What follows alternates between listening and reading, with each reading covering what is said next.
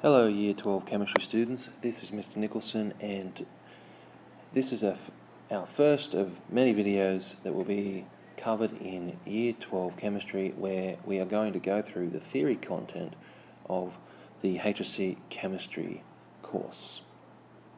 Now, in this first video we are going to talk about polymerization, and that's going to include us talking about polymers, the polymerization reactions and plastics. Before we get into this, what we need to do is talk about some key terms.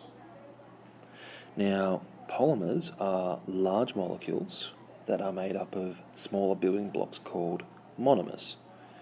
These monomers join together through covalent bonds to form large chains and other structures. Polymers themselves fall under the category of molecules known as macromolecules. Macro meaning big. Alright, and so macromolecule meaning big molecule. Polymerization itself is a chemical process. Now I say process because if we were to look at this as a reaction, it actually is a series of many separate reactions. Now monomers, what happens is they will react together and join to form a chain of the polymer. Now if we take a look at our diagrams down below, we've simplified the polymerization process, where we are representing a monomer as just a Z, as you can see just here, and they react together and form covalent bonds together to form the chain just there. Now, as you have noted in Year 11 chemistry, there are many ways of representing chemical equations in a slightly more simplified way to actually convey information in a more compact fashion. Now, quite often you will see a polymerization reaction written in the form shown here, and that is where we have N monomers forming a polymer chain that is comprised of N repeating units.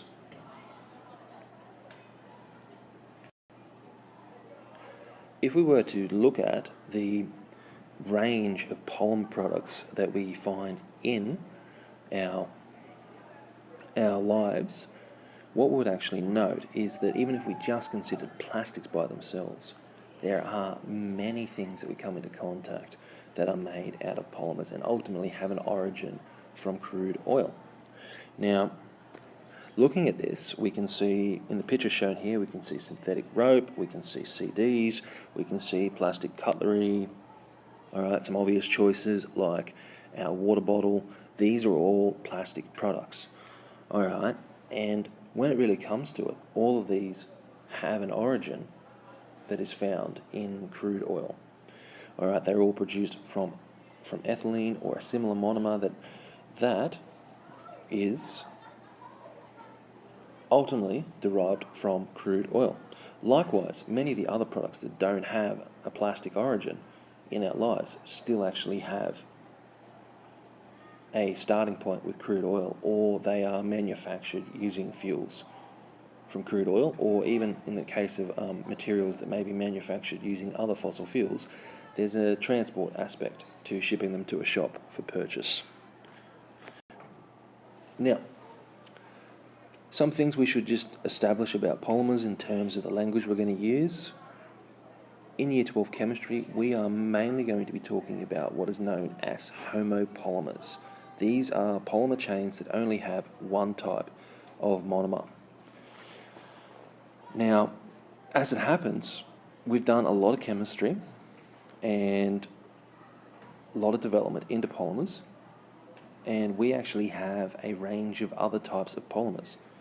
Alright, perhaps the most notable of these are copolymers. These are polymers that do have more than one type of monomer. Now these can exist as a repeating unit where it is one monomer A, then monomer B, or they can exist as block copolymers where you have all of one type of monomer that is then bonded to all of a second type of monomer, and this can have a range of effects on the physical properties of the polymer. Now, in addition to that, if we were to take a look at the plastic materials that we use every day, what we'll note is that there usually are only about 6 common commodity polymers that are made from petroleum that are used in many products. Those include polyethylene, polypropylene, polyvinyl chloride, polyethylene tetraphthalate, polystyrene, and polycarbonate. Alright, and what we will do is we will actually focus primarily in the notes on polyethylene, polyvinyl chloride, and polystyrene because they are named specifically within the HSC syllabus. And of course, it is worth pointing out that polymers themselves are not only made from crude oil. We also have biopolymers. In fact, all life involves some form of polymers, and by that we mean proteins and other large molecule structures within the physical makeup of living creatures. For example, cellulose has a repeating structure based on glucose, as does starch, and that is found in plants. We have various proteins and peptides that are found in us and other animals that make up the structure of themselves and also work in a variety of different functions. We also have a variety of man-made polymers that fall under the banner of biopolymers, and the kind of interesting thing about biopolymers is that they actually are able to degrade, and they're able to break down in a much faster time frame in comparison to polymers that are derived from crude oil. Now, we will get into that later in the second part of the HSC course, but for now, alright, I'm just going to make mention of 2 examples, which is polylactic acid, a polymer that is used primarily in 3D printing. Alright, that is a big one for you HSC students to actually remember. And in addition to that, there is also biopol, a degradable polymer that is primarily used in dissolvable stitches, and that has a number of applications in the medical field, in addition to also being used as biodegradable cutlery. Now, any discussion of polymers must discuss the building blocks that make up polymers. These are monomers. These are small molecules that contain functional groups such as this double bond, shown just here in ethylene. Now, in the HSC course, in this first section of the course, we are going to focus on 3 monomers.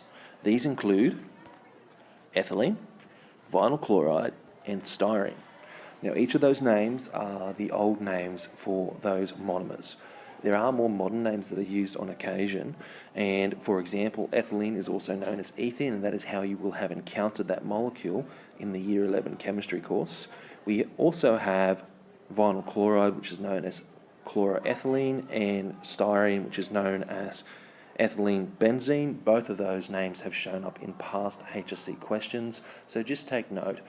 You will need to know both names for each of these monomers.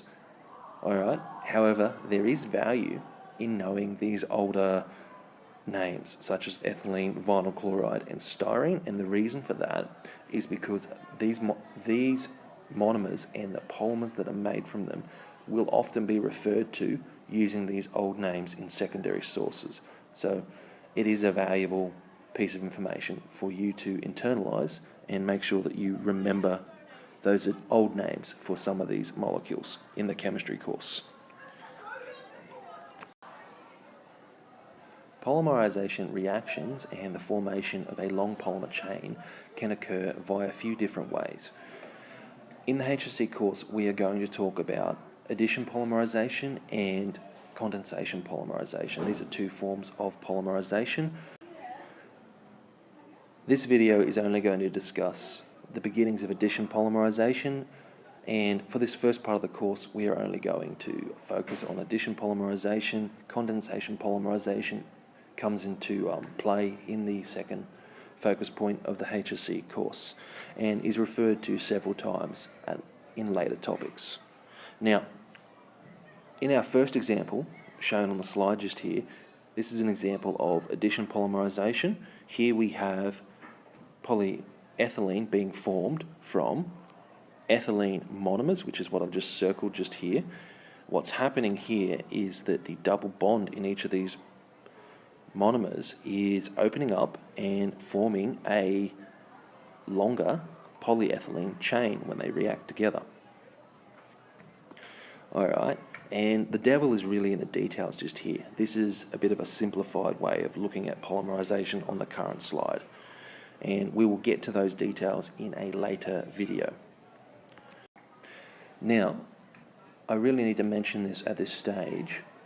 Just remember, in chemistry, we like to have simple ways of representing chemical reactions.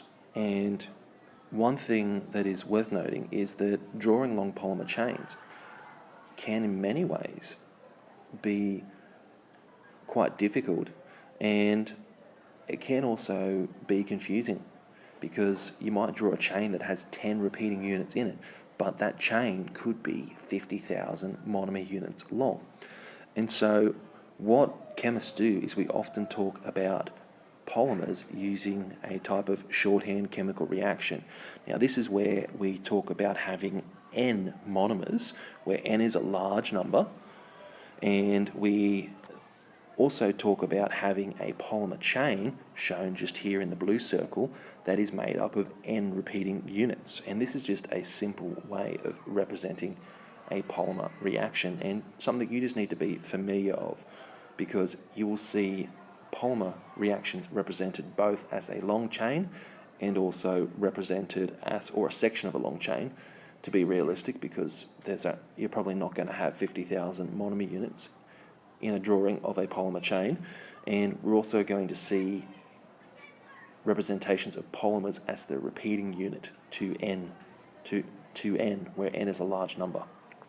Now, that's all for this first video for the HSC chemistry course.